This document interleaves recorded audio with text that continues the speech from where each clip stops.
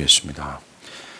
지난 시간이죠. 우리는 사람이 구원을 얻는 데 있어서는 행위가 아니라 오직 예수를 믿음으로만 구원하신다라는 은혜의 약속, 은혜 언약을 살폈습니다. 타락한 인간은 하나님을 아는 지식과 그의 뜻에 순종하려는 의지와 순종할 수 있는 능력을 모두 상실해버렸습니다. 도리어 하나님을 반역하고자만 하는 의지, 하나님을 사랑하지 않으려는 의지만 남겨졌을 뿐입니다. 이렇게 타락한 인류는 이 행위 언약의 요구를 충족시킬 수 없는 율법의 저주 아래에 놓이게 되었죠. 즉 행위 언약의 요구가 뭡니까? 인생에 단 한 번만이라도 하나님께서 요구하시는 모든 명령을 마음으로나 행위로나 완벽하게 지키라. 그리하면 살고 그렇지 않으면 죽는다라는 것이죠. 이 행위 언약은 인간이 살기 위해서는 순종해야 된다. 그렇지 않으면 죽는다라는 경고와 약속이 포함되어 있습니다. 문제는 인간이 타락하여서 이 율법을 충족시킬 수 없다라는 것이 문제입니다. 결국 모든 인류는 율법의 저주, 즉 해야 되건만 하지 못하는 저주 아래 놓이게 되었죠. 그러나 은혜가 풍성하신 하나님은 이것을 아시기에 그리스도로 말미암는 은혜 언약을 약속하셨습니다. 타락한 인간에게 구원의 길은 오직 그리스도를 믿음으로 구원하시겠다라는 은혜 언약밖에는 없습니다. 그것을 아시는 하나님은 아담 이후에 아브라함과 그의 족장들에게 그리고 그들의 인생의 여정에서 그리고 바로의 폭종 아래 있는 이스라엘에게 이 유월절을 통해 그들의 살 길이 오직 은혜 언약 말고는 없다라는 것을 말하고 또 말했어요. 창세기 전체는 이 은혜 언약 외에는 너희들이 살 길이 없다라는 것을 족장과 족장의 인생과 족장들의 삶에 벌어지는 모든 사건을 통해서 말하고 또 말했어요. 출애굽 통해서도 말입니다. 그렇게 출애굽한 이스라엘에게 하나님은 오늘 십계명을 통해서도 이 언약을 다시 한번 언급하세요. 정말 창세기와 출애굽기 이 성경의 초반에서부터라도 이 작은 부분에서도 하나님은 이거 외에는 구원의 길이 없다라는 것을 반복해서 애절하게 우리에게 얘기하고 있다는 사실에 주의를 기울이십시오. 출애굽은 행위 언약인가 은혜 언약인가 라는 의견이 이 복음주의 안에서 의견이 굉장히 팽배합니다. 이 십계명은 외적으로는 이를 행하면 살지만 이를 행하지 않으면 정령 죽을 것이다 라는 행위에 근거한 구원과 형벌을 약속하는 행위 언약의 형태를 가지고 있는 것이 분명히 맞습니다. 그러나 하나님께서 이 십계명을 이스라엘 백성들에게 주신 배경과 의도를 가만히 살펴보면 이것이 행위 언약의 연속이 아니라 아브라함에게 주신 은혜 언약의 갱신임을 우리가 알 수 있어요. 십계명을 대표로 하는 모든 모세의 율법은 유대인으로 하여금 자신이 행위 언약이 요구하는 이 율법의 요구에 온전히 순종할 수 없는 타락한 죄인임을 깨달아 구원을 위해 하나님의 은혜로 향하게 하는 것에 그 목적이 있다는 겁니다. 즉 하나님께서 그들에게 십계명을 대표로 하는 모든 율법을 던진 이유는 너 이것을 지켜 행해 그렇지 않으면 죽을 거야 라고 율법을 주신 의도와 목적은 그들 모두가 이것을 지켜야 살지만 현실적으로 지킬 수 없다라는 자신의 타락한 죄의 상태를 깨닫고 하나님 나는 지킬 수가 없어요. 그러니 나에게 은혜를 주시길 바랍니다. 다시 한번 하나님께서 아브라함이 약속하신 그 은혜 언약, 믿음으로만 구원을 받을 수 있는 은혜 언약으로 도망가게 하도록 율법을 허락하셨다라는 거예요. 나아가 이 십계명은 행위를 근거로 언약 백성들의 구원과 심판을 결정하기 위해서 주어진 것이 아니라 이 언약 백성이 하나님 앞에서 거룩함과 의로움으로 행함으로써 은혜와 자비의 약속을 누릴 수 있는 삶의 원리로 제시된 겁니다. 즉 율법을 준 게 우리의 구원과 형벌을 가늠하는 기준으로 준 것이 아니라 그들이 언약 백성이 마땅히 따라야 될 법으로서 주어진 것이라는 겁니다. 생각해 보세요. 아담의 타락 이래로 모든 인류는 행위 언약을 지킬 수 없는 상태가 되었습니다. 하나님의 형상이 파괴되고 모든 악독으로 빠졌기에 율법을 지킬 수 없는 상태가 된 거예요. 그런데 하나님이 이 십계명을 행위 언약의 형태로 다시 주어졌다라는 것이 무엇일까요? 모세 때 이스라엘 백성들이 이 행위 언약을 지킬 수 있는 상태가 되었기 때문에 그렇게 주어졌을까요? 그들이 하나님의 요구하시는 것을 마음으로나 행위로나 완벽하게 순종할 수 있었기 때문에 이것을 행위 언약의 형태로 주어졌을까요? 절대 아닙니다. 하나님이 이 언약을 유대인들에게, 즉 모든 인류들에게 주신 것은 그들에게 율법을 다 더 잘 지킬 수 있는 능력이 있었기 때문이 아닙니다. 오히려 그들이 행위 언약이 무엇인지 예전 사람들보다 더 잘 알아야 했기 때문에 그래요. 아담과 이 모세가 태어나기 전 사람들은 행위 언약의 요구와 사람의 타락에 대해서 잘 알고 있었습니다. 즉 행위 언약의 요구가 무엇인지, 그러나 문제는 우리가 타락해서 그것을 지킬 수 없다는 것을 잘 알고 있었습니다. 하지만 세월이 400년이 지난 후에 모세 때의 사람들은요, 아담 안에서 자신이 타락했다라는 사실을 거의 잊어버렸습니다. 자신들이 영원한 형벌로 떨어질 죄인임을 잊어버렸다라는 거예요. 사람의 마음에 쓰인 율법의 흔적들, 행위 언약의 구속을 거의 지워버렸습니다. 또 이스라엘이 애굽에 오랫동안 살면서 너무나 부패한 나머지 선조들의 교훈과 규례들이 마음에 거의 지워져 버렸습니다. 그래서 로마서 5장 13절에 율법이 없을 때는 죄를 죄로 여기지 아니었다는 말씀처럼 행위 언약이 그 마음에 지워진 사람들은요, 율법이 없었던 그들에게는 죄가 무엇인지, 그러니까 자신의 죄인됨을 모르고 자신의 진정한 현실을 알지 못했다라는 겁니다. 그래서 하나님은 그들에게 여전히 행위 언약의 요구가 살아있음을 말씀해 주는 겁니다. 그들이 그것을 충족시킬 수 없어 형벌의 직면에 있는 죄인됨을 깨닫게 하셔서 그리스도를 겸손히 믿도록 하시기 위해 율법을 주어준 거예요. 이 십계명을 주신 목적을 아시겠습니까? 온전하게 순종해야 산다, 안 그러면 정령 죽으려는 율법의 요구 앞에서 자신이 타락해서 이것을 완벽하게 순종할 수 없는 죄인임을 깨닫고 자기를 온전히 부인하면서 하나님의 은혜, 아담의 후손으로 오실 일을 믿음으로 밖에는 안 된다라는 은혜 언약으로 도망가고 하나님 제발 나 좀 살려주세요 라는 은혜를 구하게 하시기 위하여 십계명을 우리에게 던진 거라는 겁니다. 하지만 이 모세 시대의 이스라엘은 교만한 나머지 거짓 평안 가운데 살면서 자신의 참된 상태, 뭡니까? 자신들의 죄의 상태와 무능력의 상태를 증언해 줄 율법이 없었기 때문에 자신들에게 죄와 사망이 있다고 여기지 않았던 거예요. 자신의 진정한 현실, 하나님이 요구하시는 것을 충족해야 구원받는데, 그래야 영원히 사는데, 안 그러면 죽는데, 이 율법이 없다 보니까 전혀 이것을 모른 채 자신의 진정한 현실이 그냥 눈에 보이는 현실로 착각해서 진정한 현실의 문제점을 파악하지 못하고 살았다라는 겁니다. 거기에 대해서 관심을 두지 않았다라는 거예요. 타락하여 내가 하나님의 율법에 충족시키지 못하여 내가 하나님의 심판 앞에 직면해 있다는 이 사실을 모르고 있는 거예요. 그 사실을 인정하려 하지 않고 스스로 정죄하지도 않았습니다. 그래서 은혜가 풍성하신 하나님이 아브라함에게 주신 약속을 의지해 하나님께 율법의 요구에서 건져달라고 믿음으로 간청하게 하기 위하여 율법을 준 거예요. 모세 때 이스라엘 사람들과 지금 자신의 죄된 현실, 자신의 가장 긴급하고 가장 진정한 현실을 깨닫지 못했던 그들의 현실이 있잖아요. 이것이 오늘날의 사람들에도 똑같이 동일하게 맞아떨어집니다. 오늘날 사람들 대부분이 이렇지 않습니까?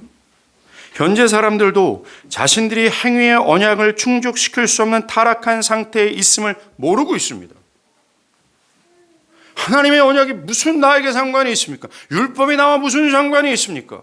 그저 그 당시에 이스라엘처럼 자기가 원하는 대로 자기 멋대로 살아갈 뿐이라는 겁니다. 심지어 그것에 순종하려 하지 않을 정도로 죄의 상태에 있음에도 불구하고, 그래서 자신이 죄와 사망 앞에 놓여 있다라는 이 긴급한 현실이 있음에도 불구하고, 이게 진짜 현실이거든요. 그것을 전혀 인정하려 들지도 않고 그것을 느끼지도 못하고 있습니다. 그들은 자신들의 진짜 현실은 내가 아픈 거잖아요. 내가 돈이 없는 거고, 목사님, 내 진짜 현실이요, 자식 새끼 먹여 살리는 거예요. 내 진짜 현실은 지금 직장에서 내가 잘릴까 말까 하는 현실이에요. 내 진짜 현실은 사업이 망할까 말까 하는 이 중대한 문제인데 무슨 말 같지도 않은 진정한 현실 얘기하고 있습니까? 라고 반문하고 있습니까? 아닙니다. 사랑하는 여러분, 창세기에서 출애굽기 이 조그만 부분에서도 하나님은 우리에게 행위 언약은 없다, 오직 은혜 언약뿐이다라는 것을 주구장창 말하고 또 말하는 이유가 뭔지 아십니까? 그 은혜 언약 외에는 없다라는 사실은 우리의 진정한 현실이 이런 긴급한 상황 가운데 있다는 걸 말해주는 거예요. 근데 지금 너희들은 망함 앞에 있다, 심판 앞에 있다, 형벌 앞에 있다. 그러니 너의 진짜 현실을 깨닫고 이쪽으로 좀 제발 도망가라, 제발 도망가라, 제발 도망가라, 제발 도망가라 라는 사랑의 호소예요.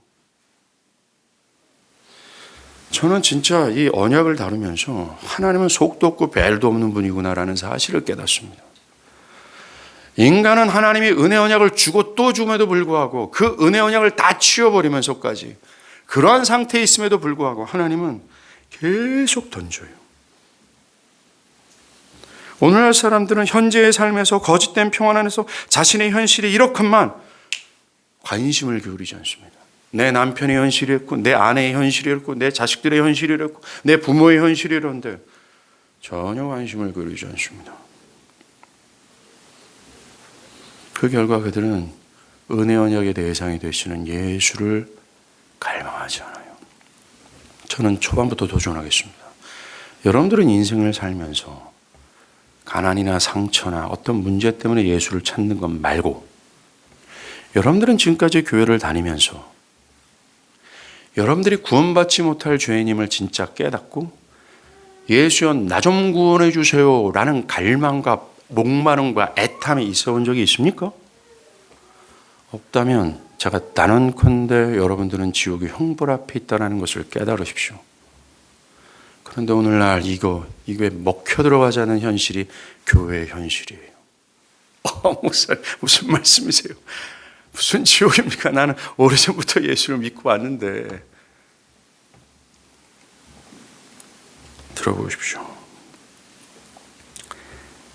하나님은 이러한 타락한 자신의 죄된 현실도 사망 앞에 있다라는 이 현실도 전혀 모르고 있는 이스라엘 백성들을 위하여 이 은혜 언약을 십계명이라는 행위 언약의 형태로 주신 겁니다.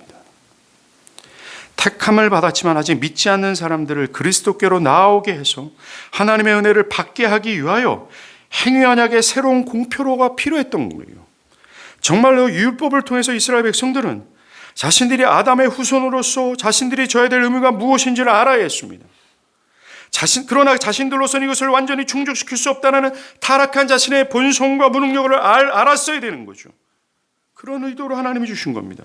그래서 행위의 법으로는 절대로 자신이 생명을 얻을 수 없다는 사실을 깨닫고 자기를 총체적으로 부인하면서 아브라함에게 약속하신 그 예수 있잖아요. 예수께 달려가서 나 좀 살려주세요. 예수요, 예수요, 예수요, 예수요 하면서 생명을 호소하도록 하나님은 이 십계명을 준 거예요.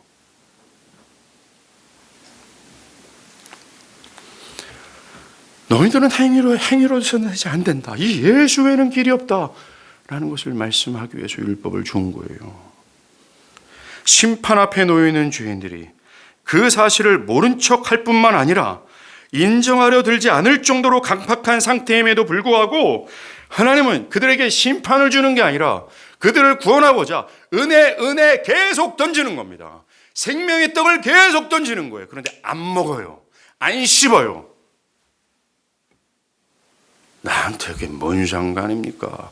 맨날 졸려온 얘기를 왜 합니까? 그럼에도 불구하고 하나님은 은혜 언약을 붙들도록 던지는 겁니다. 결코 하나님은 행위 언약을 완벽하게 순종하는 것을 통해서 영생을 얻게 하시려고 율법을 주지 않았습니다. 하나님은 타락 이후로는 사람이 행위 언약을 성취할 거라고 기대한 적이 하나도 없어요. 사람이 행위 언약으로 영생을 얻게 하시려고 그 사람과 행위 언약을 다시 맺지도 않았습니다. 맺어봤자 불가능했기 때문에 그래요. 그래서 하나님은 타락 후에 사람에게 결코 구원을 목적으로 율법을 주지 않았어요. 도리어 하나님의 아브라함의 은혜 언약, 이 은혜 언약을 통해서 구원을 이루고자 했습니다. 사도 바울도 로마서 3장 20절에서 율법의 용도를 얘기하죠. 율법의 목적을 말하지 않습니까? 율법은 우리의 죄를 깨닫게 하시기 위한 것이라고 말했습니다. 자신의 현실을 좀 깨닫고 그리스도를 좀 구하라고 말입니다. 이것은 현재도 마찬가지예요. 우리가 보고 있는 이 시내산 율법은 타락한 인간이 율법에서 요구하는 하나님의 의를 보고서 와, 나는 내 힘과 지혜로는 하나님이 요구하시는 의에 못 미치는구나.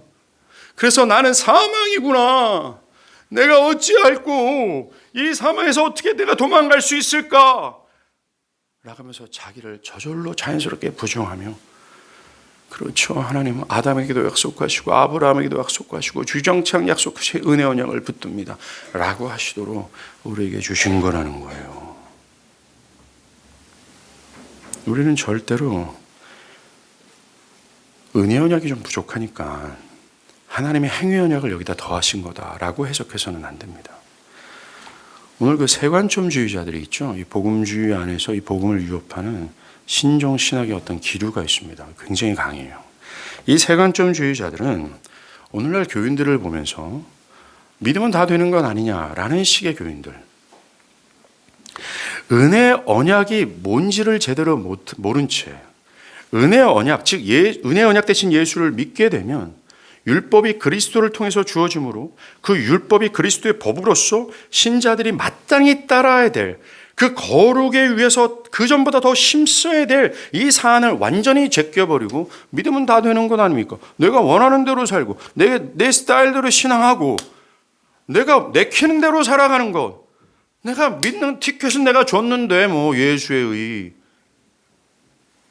그것으로 인해서 하나님의 영광을 똥칠하는 이들을 보면서 새 관점주의자들은 이 은혜 언약 자체가 문제가 있다. 믿음으로만이 잘못된 거다. 그래서 행위 언약을 여기 더해야 된다라는 주장을 하기 시작했어요. 그런데 그것은 은혜 언약이 제대로 무엇인지 제대로 이해하지 못하는 것이고, 만약에 우리가 은혜 언약을 제대로 가르친다면 사람들은 율법을 억지로 또 무거운 짐처럼 지키는 것이 아니라 그 은혜 언약에서 발산하는 하나님의 무궁하신 은혜, 그리스도의 처절한 공로 가운데 주어진 값없이 주어지는 은혜에 감사하고 감격하며 전율하며 바울처럼 내 생명을, 내 죽음을 지불하면서까지 그리스도의 법을 따르는 자가 될 거예요. 가장 큰 문제는 은혜 언약이 뭔지 모르는 것에 문제가 있다는 겁니다. 율법은 은혜 언약을 더 진보하고 효력 있게 하는 것으로 더해진 겁니다. 아담과 맺어진 언약을 시내산에서 다시 비추었지만 아담 때와 같은 목적으로 주어진 게 아니에요. 이스라엘과 맺으셨던 것은 이 율법을 통해 자신들의 죄성과 무능력을 깨달아 그리스도께 도망가도록 하신 것이 목적이라는 겁니다. 율법을 통해서 그들 안에 있는 양심을 찔러 쪼개요. 그들 안에 본연에 있는 모순, 추악하고 불순종하고자 하고 하나님을 사랑치 아니라는 죄의 본성을 그대로 끄집어내는 거죠. 그래서 율법에 이것을 잘근잘근 씹어 네가 바로 이런 하나님 앞에서 타락한 존재야 라고 고발을 통해서 그들의 죄인된 모습 속에서 하나님의 은혜를 호소하도록, 이게 율법의 목적이었다는 겁니다.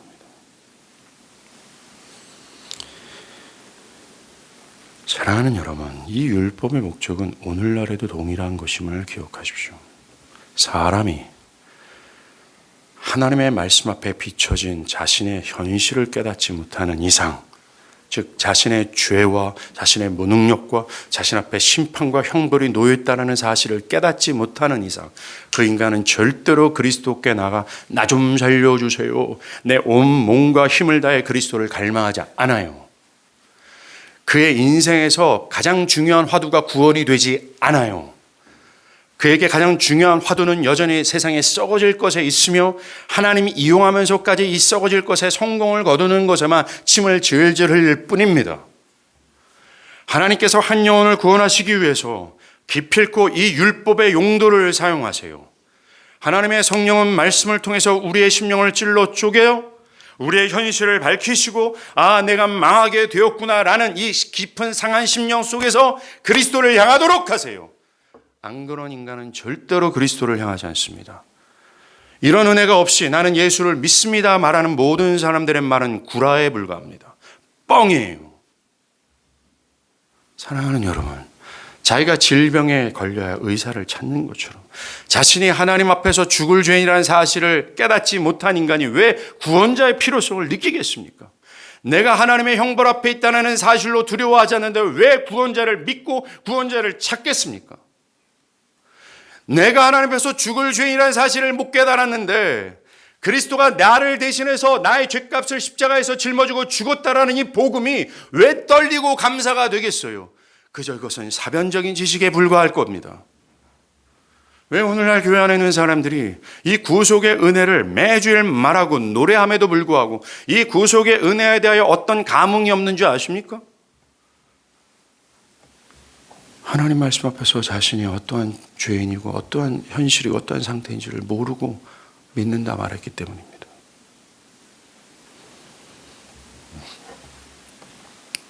오늘날에도 여러분들 한번 보십시오. 지금도 하나님의 말씀이 선포되고 있습니다. 문제는 하나님의 말씀을 들음에도 불구하고 회개하는 사람들이 별로 없습니다. 그저 말씀을 들을 뿐이고 다음 주에 또 들으면 된다라고 생각합니다. 마치 기계적이에요. 하나님 나 좀 해보시오. 오늘 이번 주가 안 되면 다음 주에 어떻게 되겠지? 막연한 구원의 기대를 가지고 살아갑니다. 말씀을 들음에도 그 현장에서 회개하지 않는 사람들인데 어찌 자신의 현실을 깨닫고 그리스도께 도망갔다 말할 수 있겠습니까?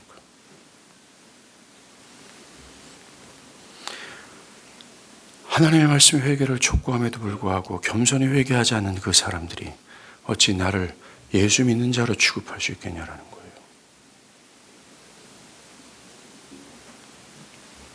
한 가지 이상한 게 있습니다. 하나님의 행위 언약을 주시면서 이것을 지키라고 명령하고 지키면 영생을 주시겠다 약속을 하죠. 그런데 실제로는 그 율법을 지키길 기대하시거나 또 생명을 주실 생각이 없다고 말하는 것 같기 때문입니다. 하나님이 율법을 행하라 라는 것은 불의한 것이 아닙니다. 율법을 행하면 생명을 주시라는 약속도 허무맹랑한 게 아닙니다. 이 율법을 두고 하신 하나님의 약속은 편치 않아요. 즉 지키면 살고 안 지키면 죽는다라는 거죠. 이 행위 언약은 여전히 구속력이 있습니다. 그러하기에 아담 안에 있는 모든 인류는 마땅히 이 행위 언약을 충족해야 구원을 받을 수 있어요. 그리고 누구든지 율법의 모든 요구를 완벽히 순종해야 영생을 얻는 것이 분명합니다. 존 칼빈도 이렇게 말했어요. 율법을 올곧게 순종하며 영원한 구원을 받으리라는 것은 아무도 부인할 수 없다. 행위 언약은 여전히 구속력이 있다라고 말했습니다. 그러나 하나님은 인간이 절대로 완벽하게 순종하지 못한다는 걸 아셨습니다. 그래서 하나님이 이 행위 언약의 요구를 사람이 아니라 당신의 아들이 그들을 대신해서 모두 충족시키고자 하는 계획을 세웠어요. 얘네들이 못하니까 아들을 통해서 내가 이 행위 언약의 요구를 충족시키겠다라고 결심하셨다는 겁니다. 그 아들이 행위 언약에 불순종한 그들의 형벌을 대신 받아 죽는 것을 통해서 그들의 죄를 사하고 또 그 아들이 대신 행위 언약을 완전하게 순종하는 것을 통해서 그 아들 안에서 충족시키겠다라는 거예요. 그래서 그 중보자 아들을 믿는 믿음 안에서 죄인들에게 요구하는 완전한 순종이 충족되도록 하시는 은혜 언약을 세우신 겁니다. 그것을 위해 하나님은 그들의 교만한 상태를 감안하여 율법의 순종을 조건으로 영생을 제시하는 것이 좋다고 여겼습니다. 아, 이렇게 해야 그들이 정신을 차리겠구나. 너희들 안 지키면 죽는다, 지켜야 산다라는 형태로 이 은혜 언약을 줌으로 말미암아 그들이 나의 행위로는 안 되는구나. 이 은혜 언약에 대신 예수 그리스도를 의지해야 되겠구나 라면서 은혜 언약으로 안 가려고 하는 그들을 은혜 언약으로 멱살 잡고 끌고자 이 은혜 언약을 허락하신, 율법을 허락하신 거예요. 그러나 이 이스라엘 백성들이 시내산 앞에 있었던 이스라엘 백성들이 있잖아요. 교만하게도 자신의 능력을 확신하다 못해 미쳐가지고 여호와께서 명령하신 대로 우리가 다 행할 것입니다 라고 했어요. 그래서 하나님은 너희가 행위로 구원을 얻으려느냐? 그럼 여기 너희가 지킬 율법이 있다. 이 율법의 의로움을 완벽하게 지킬 수 있다면 너희는 구원을 받을 수 있다라고 하면서 일부러 그들을 율법 앞으로 인도했습니다. 이를 통해 그들이 그것을 하지 못한다는 타락한 자신을 깨닫고 자신의 유죄 판결 아래 겸손해져서 그들로 하여금 생명을 찾는 것, 생명을 찾도록 의도하신 거죠. 하나님이 이 율법 앞으로 그들을 끌고 가신 이유는 사람이 먼저 자신이 생명의 길에서 떨어져 나간 것을 보지 않고서는 결코 그리스도께 달려가지 않기 때문입니다. 죽어 있다라는 것을 알지 못하는 이상 생명의 필요성을 절대로 느끼지 않기 때문에 그래요. 인간은 말입니다. 시내산 앞에 있는 이스라엘 백성들처럼 자기의 능력을 확신하다 못해 미쳐가지고 하나님의 말씀 내가 지켜볼게요 라는 태도입니다. 그래서 하나님은 그들을 율법 앞에 세운 거예요. 한번 지켜봐라 라고 합니다. 왜 그렇게 하시냐? 인간은 자신이 구원자가 필요한 죽을 죄인이라는 사실을 깨닫지 못하는 이상 구원자를 절대로 안 찾기 때문에 그렇습니다.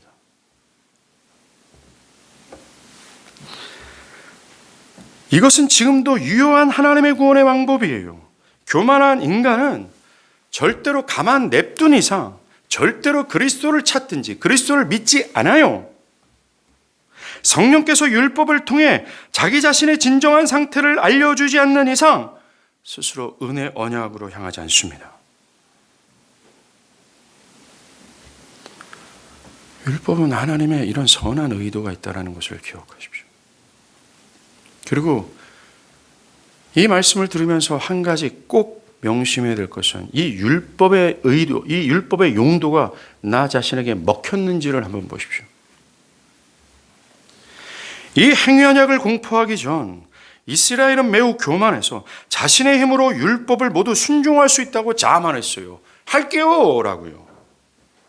하지만 할게요 라는 즉시 하나님은 시내산에서 나팔과 천둥으로 나타나셔서 하나님의 시퍼렇게 살아있는 공의를 보이셨습니다.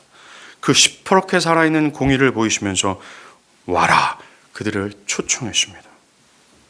그들은 자신들의 부정함과 불결함을 깨닫고 앞으로 가지 못했어요. 갔다가는 내가 죽겠구나라고요. 즉 하나님의 공의 앞에 섰다가는 내가 죽겠구나라고 말입니다.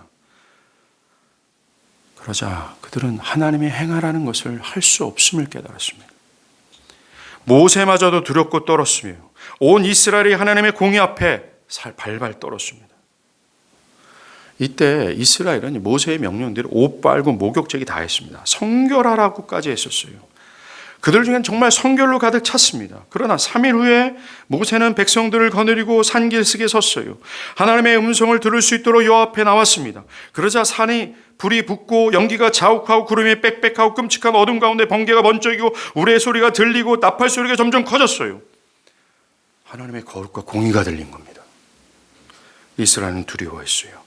그러자 그들은 멀리 물러서서 그전처럼 더 이상 우리 모든 율법 다 지킬게요 라고 하지 못했습니다.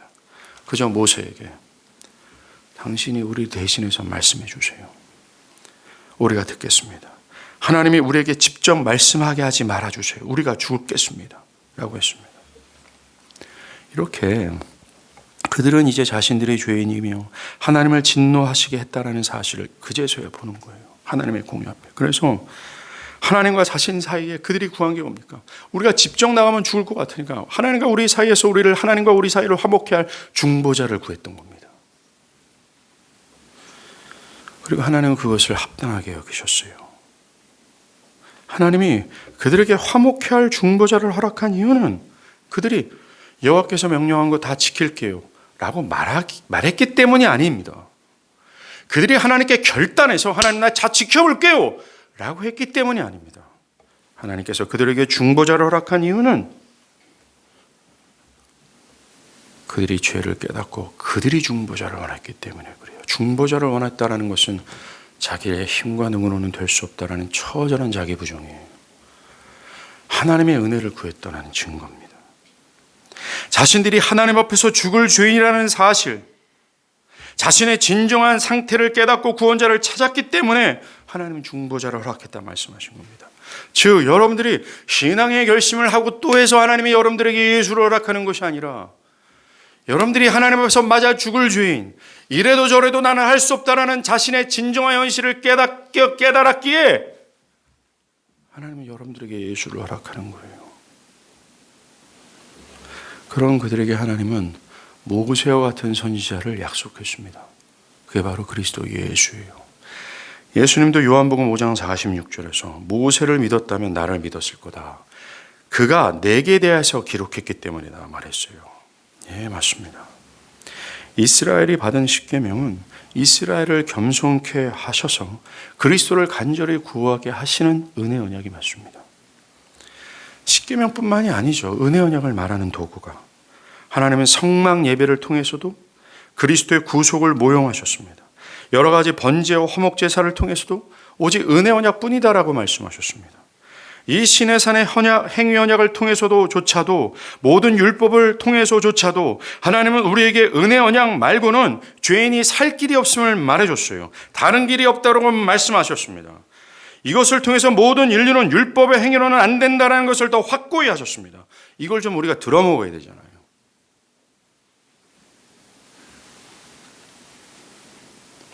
우리의 행위가 절대로 하나님께는 의가 되지 못한다라는 것을, 그리고 죄인이 된 우리로서는 율법의 요구를 완벽히 순종할 수 없다라는 것을 말씀하므로 하나님은 우리에게 너희는 죄인들에게 괴수야.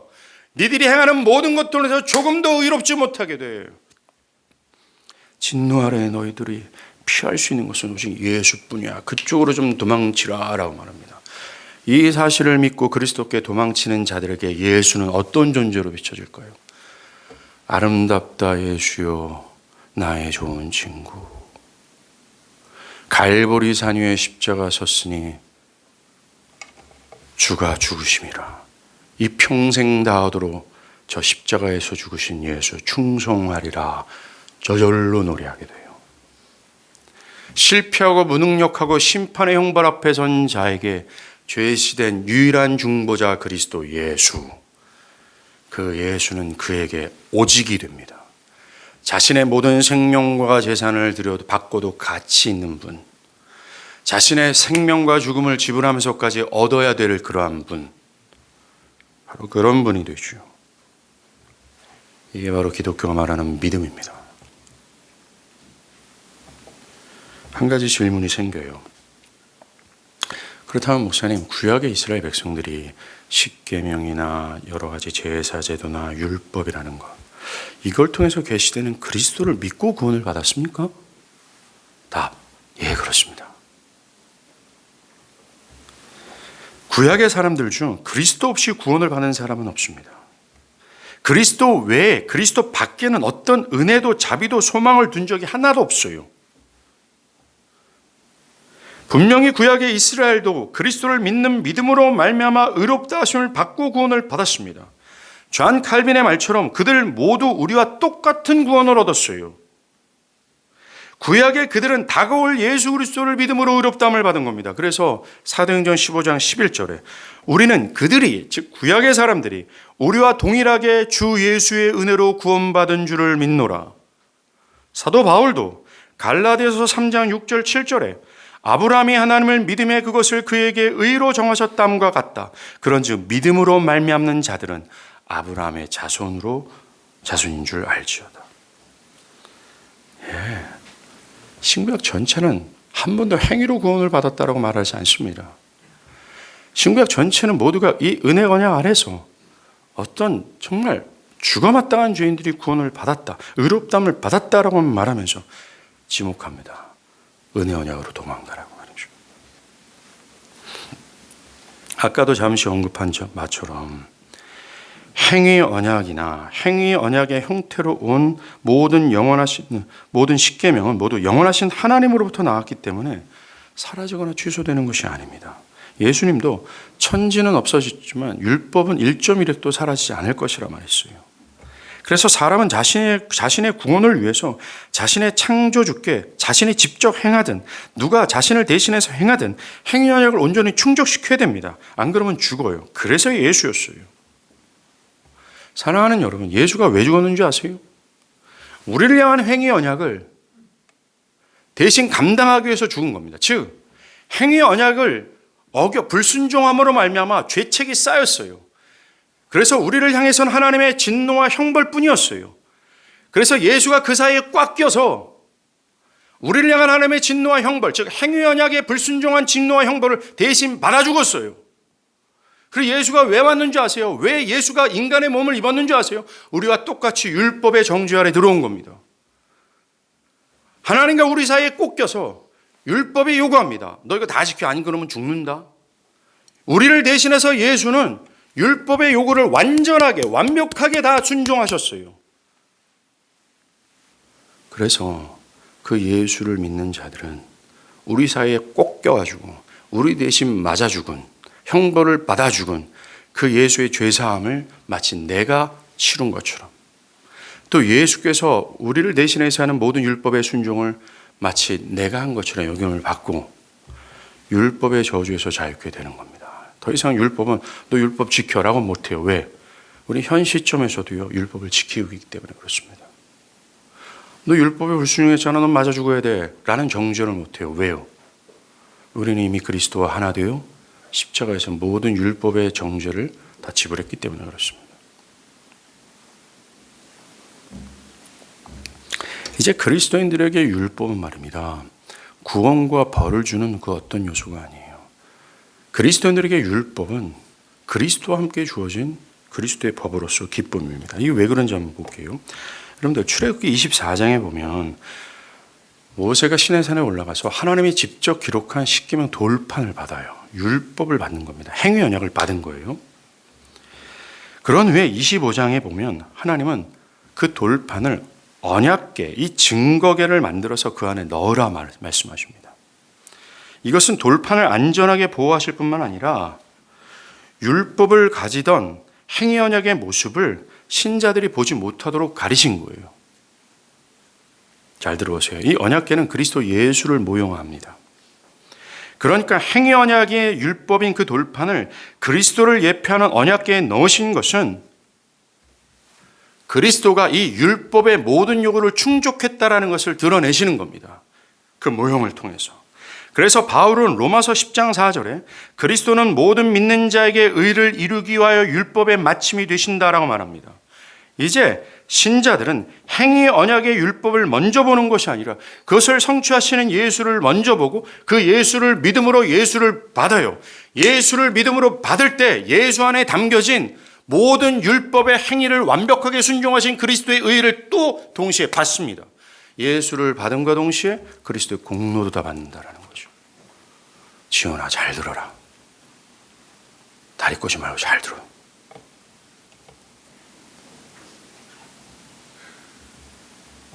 그것으로 말미암아 예수를 믿음으로 받은 자들은 율법이 얘기합니다. 나는 더 이상 너한테 행위 언약의 요구를 할 수 없구나. 왜? 네가 행위 언약을 다 완벽하게 지켰기 때문에 라고 말이죠.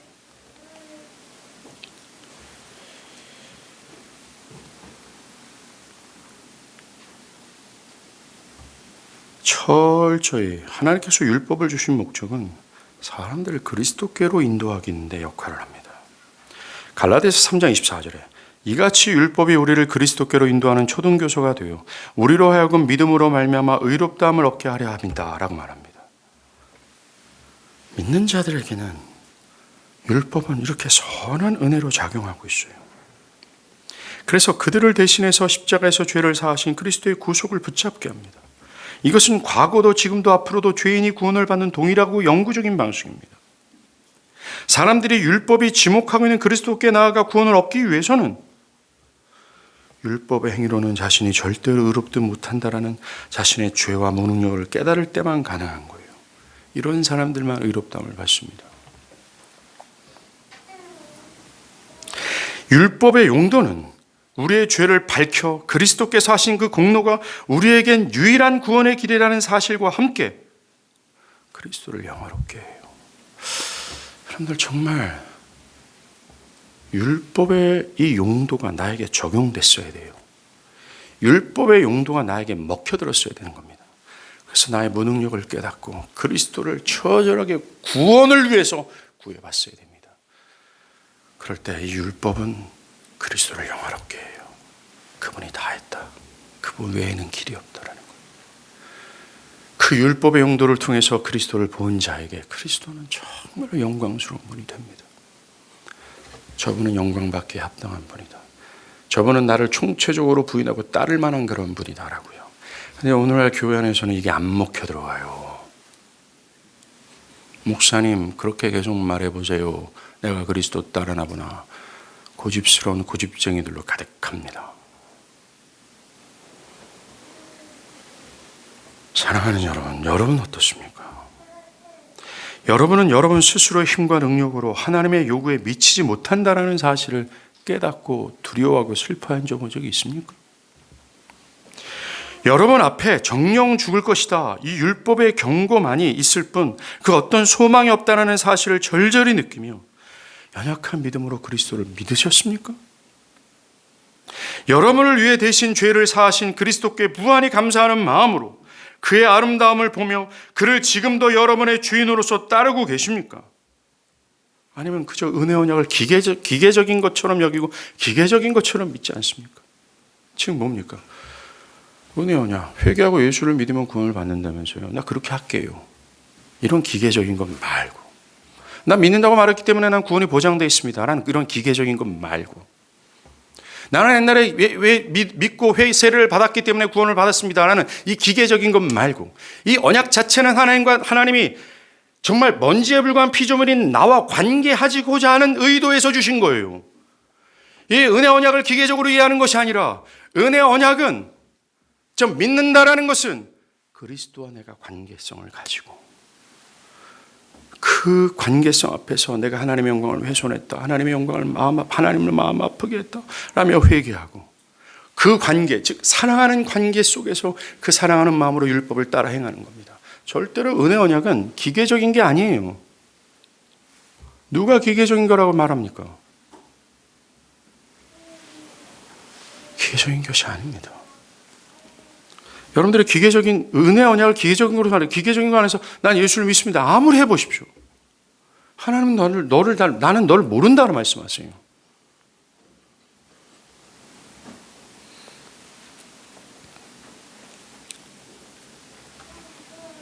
전적으로 타락한 사람들에게 나타나는 본성이 율법주의입니다.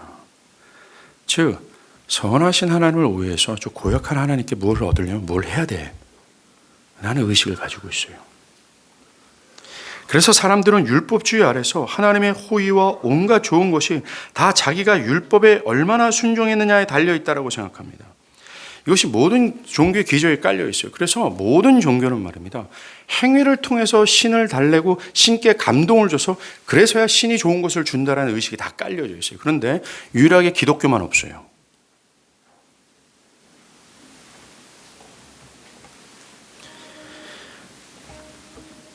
그래서 이 타락한 본성인 타락한 본성 안에 율법주의가 자리하고 있기 때문에 기독교가 말하는 복음, 오직 믿음으로만 죄사함을 받고 믿음으로만 의롭다함을 받는다.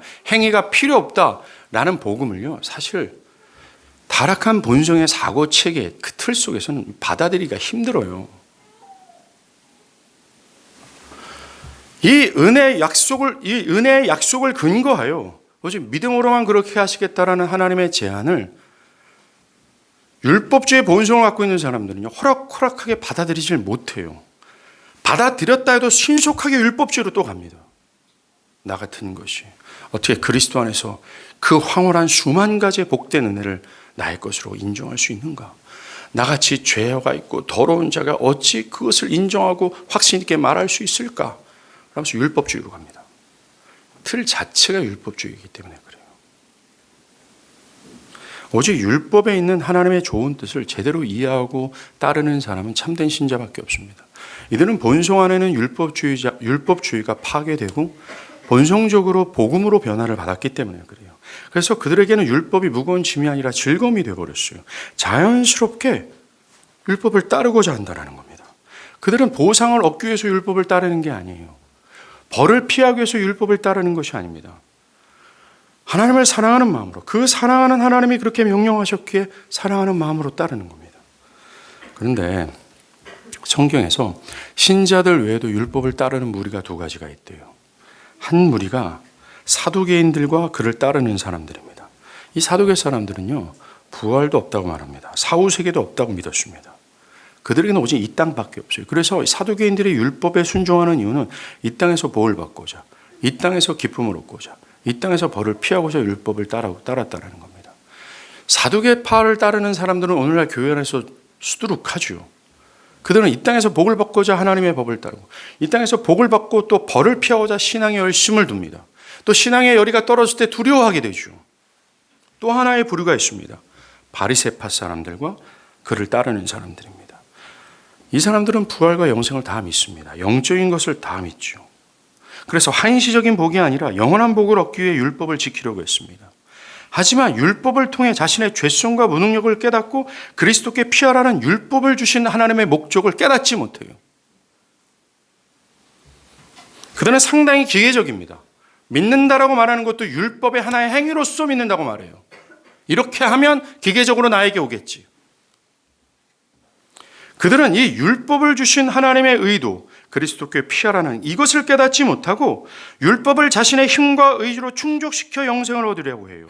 예수를 믿는다고는 말은 하지만 자신의 죄를 진정으로 깨닫지 못하여 자신의 영생을 위해 그리스도를 간절히 의존하지 않는 자들입니다. 그들의 표지에는 자기 부정과 겸손이 없어요. 이들에게 은혜 언약은 그저 회개하고 믿는다고 말하면 구원이라는 식으로 기계적으로 이해하는 정도입니다.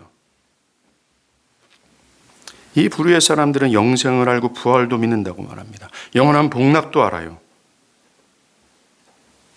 신앙이 그리스도를 간절히 의존함과 그가 이루신 공로를 기뻐하는 것이 아니라 그저 의무적이고 형식적이에요. 바리새파 사람들처럼 이 성경, 이 영적인 세계, 보이지 않는 세계 다 믿습니다. 그런데 문제는 바리새파 사람들처럼 그리스도를 섬기는 것이, 그리스도를 사랑하는 것이 아니라 그저 형식과 의식이에요. 하나님과 그리스도에 대한 깊은 감사가 없고 그를 열렬히 사랑하고자 하는 것이 없이 현재 또한 그것이 없는 자신의 마음에 대한 문제의식도 없이 그냥 합니다. 메말라 비틀어져 있죠. 이들이 하는 말 중에 이런 것들이 있어요. 오후 예배 꼭 참석해야 됩니까? 예배 일정이 마친 다음에 오후에 있을 교제에 꼭 참여해야 됩니까? 11조를 꼭 해야 되나요? 주일 예배 말고 교회 크고 작은 모든 모임에 참석해야 됩니까? 꼭 그래야 됩니까? 이 사람은 율법과 복음을 알아요, 지금. 그런데 제대로 알지 못합니다. 이렇게 질문하는 대부분의 의도는요, 그것의 진정한 의미를 알고 순종하고자 하는 마음보다는 율법주의가 기저에 깔려 있습니다. 즉, 하나님께서 그에게 좋은 것을 주시고자 하는 것들에 대해서 믿지 못하고, 하나님이 그들을 위해서 그렇게 하라는 크고 작은 모든 것들을 믿지 못하고, 그런 선한 하나님과 선하신 의도를 왜곡한 의식 속에서 그렇게 하기 싫은데 해야 되는 겁니까? 라는 질문이에요. 율법 폐기론 의식이 깔려 있는 겁니다. 하기 싫은데 굳이 하라고 한다면 할게요. 라는 복음적 순종이 아니라 율법적 순종의 의식이 깔려 있는 겁니다. 그들 안에 현재 하나님께 감사함으로 마땅히 순종하는 기쁨이 되는 것에는 관심이 없어요. 그렇게 순종하고자 하는 기쁨 없는 자신의 마음의 문제의식도 없어요. 사랑하는 여러분, 오늘 저는 반복해서 율법의 용도를 말했고, 율법의 용도는 여러분들에게 그리스도의 영광을 보여준다고 말했습니다. 저는 여러분들에게 질문하고 싶습니다. 여러분들은 하나님의 말씀 앞에서 자신의 현실을 깨닫고 그리스도를 부여잡은 적이 있습니까? 그리고 현재 여러분들에게 그리스도는 어떤 존재입니까? 이 질문의 답이 여러분들의 행위 언약 아래 있는지, 행위 언약 아래 있는지를 판가름할 수 있는 중대한 질문입니다. 사랑하는 여러분, 우리의 스스로는 도저히 행위 언약이 요구하는 율법을 순종할 수 없음을 깨달으십시오. 네가 무엇을 한들 그것은 공로가 되지 못한다는 것을, 오직 저와 여러분이 살 수 있는 것은 그리스도를 두고 하신 은혜 언약 외에는, 이 약속 외에는 살 길이 없다는 걸 깨달으십시오. 그리고 하나님께 구원을 바라지 않았음에도 불구하고 여전히 하나님을 반역하고자 하는 의지만 갖고 있는 자들에게 이 은혜 언약이 유일한 살김을 말씀해 주시는 사랑의 하나님께 감사하십시오. 길이 없는 나에게 예수의 죽음이라는 길을 주신 하나님의 은혜에 감사하십시오. 그리고 마땅히 그 감사하는 마음으로, 감사의 반응으로 하나님이 주신 이 율법을 선한 것으로 여기고 이 선한 율법을 기쁨으로 따르길 바랍니다. 기도하시겠습니다.